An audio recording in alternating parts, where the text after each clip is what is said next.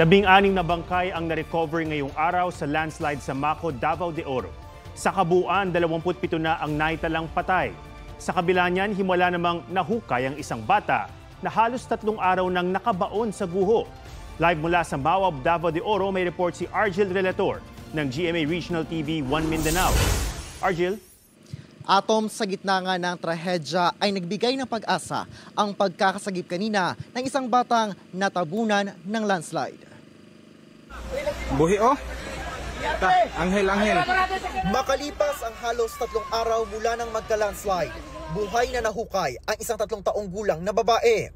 Dinala sa ospital ang bata para masuri. Okay naman to siya, kaya kaber naman siya yung kinabuhi. Ang kuan na lang na karon problema, ang katong magulang wa pa na-recover na, pero ambot mo maingon nila nga patay na daw.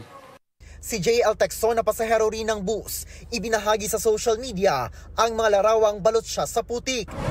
Umakyat na sa 27 ang na-recover na bangkay. 16 ang nakuha ngayong araw. 8 rito ay kilala na. 8 naman ang patuloy pang inaalam ang pagkakakilanlan. Ibinaba ang mga ito sa Incident Command Post sa Barangay Elizalde, Maco, Davao de Oro, alas 5:30 ng hapon. Dito ni nakuha sila sa bakery. Naamanggoy bakery dito. Malaking tulong daw ang canine dog ng Coast Guard na si Apa na siyang nakatunton sa mga bangkay. Dahil walang ilaw, inihinto ang paghahanap sa mga nawawala. Itutuloy ito bukas ng umaga. Dagsa ang kaanak ng mga nawawala sa isang punerarya sa kalapit na bayan ng Mawab.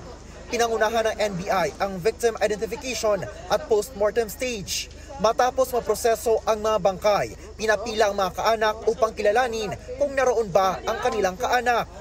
Sabi ng Mines and Geosciences Bureau Region 11, maiiwasan sana na maulit ang landslide sa Barangay Masara kung nasunod ang rekomendasyon nilang i-relocate na ang mga nakatira roon noon pang 2018. Yung area na yun po is valid splay po siya ng Philippine Fault. So yung Philippine Fault Zone po.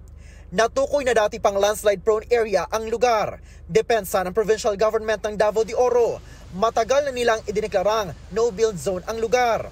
Dati na rin daw nilang pinarelocate ang mga residente sa resettlement site ng Apex Mining at Barangay Kinuban, pero bumalik lang daw sila sa lugar.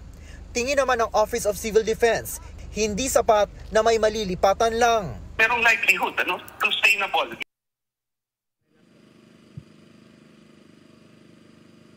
Atom, ayon kay Congressman Roel Peter Gonzaga, ay aakuin na ng provincial government ang lahat ng gastusin sa burol at pagpapalibing ng mga namatay na biktima ng landslide.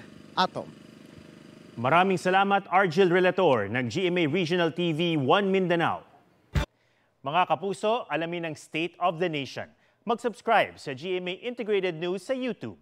Sa ating mga kapuso abroad, samahan nyo kami sa GMA Pinoy TV at sa www.gmanews.tv.